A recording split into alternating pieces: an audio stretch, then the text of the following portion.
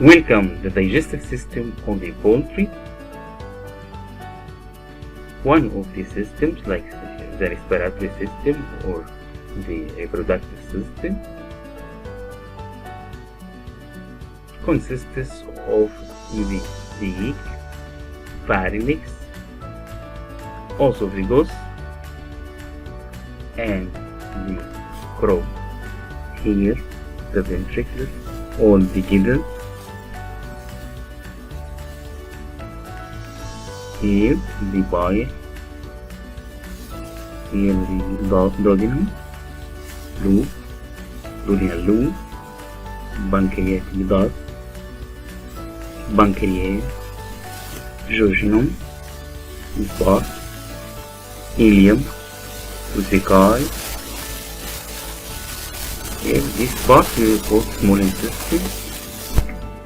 This is the colon and the rectum. Here, the vesicle. A distinguishing characteristic of the class Aves is modification of the jaw into beak, the shape of which is adapted to the foraging behavior and diet of individual species. Calenus birds have pointed beak for picking up individual food items. The tongue lacks musculature and is not much more than a bow, covered with a thick cornified mucous membrane.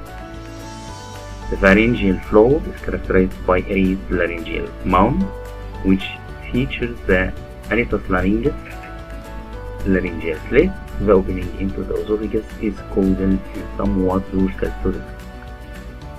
Within the neck, the esophagus features a distensible dilation called the crop. It's a small, fusiform enlargement in the duck and knees, but is extremely well developed in Galenus birds. In these birds, the crop lies on the left side of the neck, cranial to frenculum, and when full of food, it's readily palpable and visible. Like the esophagus, the crop is lined by keratinized stratified epithelium. Within the body cavity, the esophagus leads to bipartite stomach. The first chamber is preventricular or glandular stomach, provides pepsin and hydrochloric acid for enzymatic digestion. The proventriculus is demarcated clearly by constriction from the second chamber, the gizzard, musculature stomach or ventriculus muscularis. It largely fills the lower left of the body cavity. The high keratinized mucosa of inside of the gizzard, the cuticle, form a thick, leathery sheath which is removed during processing human consumption. Crop and gizzard are unique to the digestive system and contribute to the efficiency with which many wild and domestic birds can utilize all intact seeds, including grains, as part of their diets. The crop provides for temporary storage after swallowing. The crop provides for temporary storage after swallowing, and the gizzard provides a musculature force to grind and crush foodstuff so that they can be more effectively digested.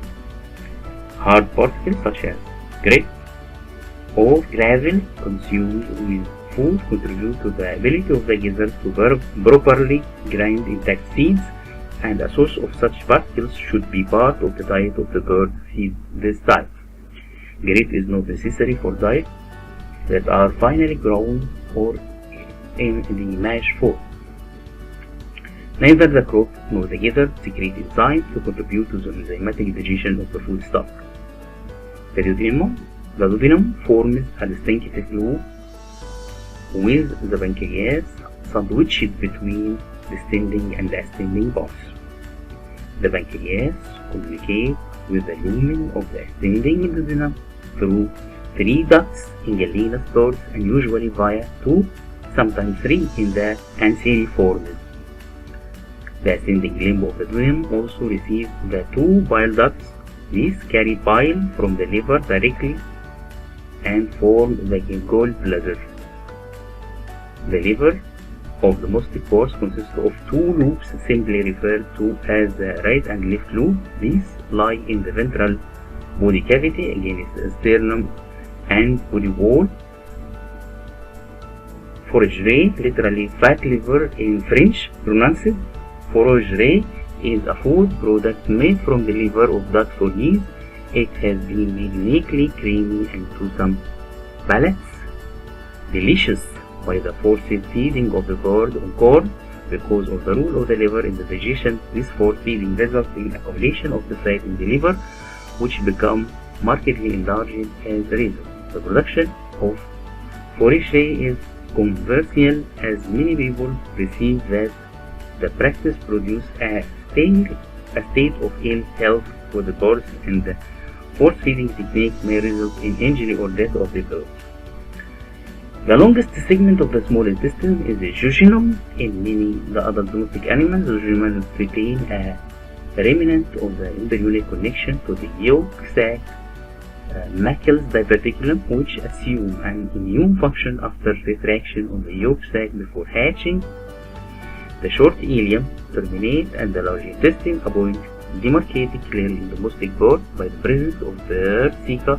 These blind diverticula of the colon are 10 to 25 cm in ducks, chicks and turkey, and 20 to 34 cm in geese. The bird ceca of domestic birds and wild birds that eat seeds provide a site for digestion of the fiber by microorganisms. The resulting volatile fatty acids are absorbed from the ceca. Cecal digestion is of little importance in domestic fowl feed highly digested feed.